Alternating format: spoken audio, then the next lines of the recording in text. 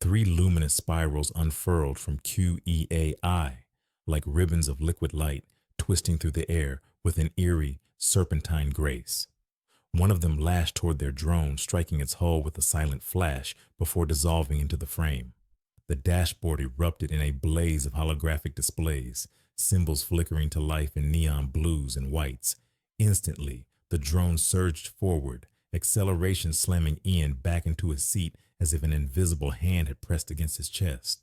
Outside, faint light stretched into smeared streaks, the world blurring into a dizzying rush of color and shadow.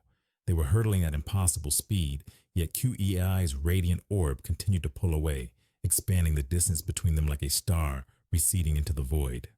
Ian turned to Khadija, her silhouette rigid against the seat. The force of their momentum had pinned her head to the headrest, her large head of hair pressed flat, her jaw tight.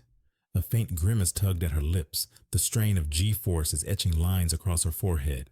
Sensing his gaze, she managed to tilt her head just enough to meet his eyes, and then, despite everything, she smiled.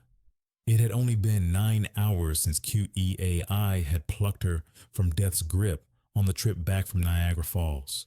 9 hours since terror had gripped her, since she'd stared into the abyss and been pulled back. Now, here she was, hurtling through the night on a rescue mission, the adrenaline of the unknown thrumming in her veins. The fear still lingered, whispering at the edges of her mind, but it was drowned out by something fiercer: trust. QEAI was in control. Then a shift. The drone's breakneck speed began to ease.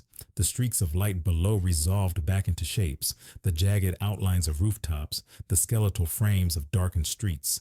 They were descending, slowing to a manageable 30 kilometers per hour, though the world outside remained a puzzle of shadows. Ian squinted, scanning for landmarks. They should be somewhere above Toronto. But the darkness swallowed DT's whole, leaving only fragments. A distant cluster of skyscrapers, the faint glow of bonfires defining the urban sprawl.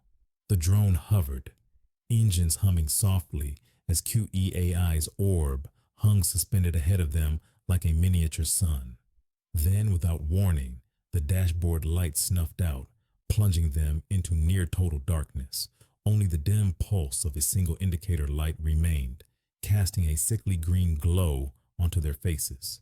Khadija was already leaning sideways, her breath fogging the glass as she scanned the ground below. "Can you see where we are?"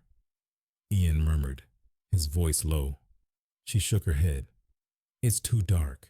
But there, those towers." Her finger pointed ahead toward the faint distant skyline. Ian followed her gaze. "Yeah, we're supposed to be near Dufferin, but..." He trailed off, studying her profile, the determination in her eyes, the way she eagerly pointed. "I'm glad you're here," he said suddenly. She shot him a look, half amused, half defiant. "Are you kidding? Kim's like a sister I never had. I'm not waiting on the sidelines." Before he could reply, QEAI's orb rippled, then fractured, splintering into thousands of smaller orbs, each no larger than a tennis ball.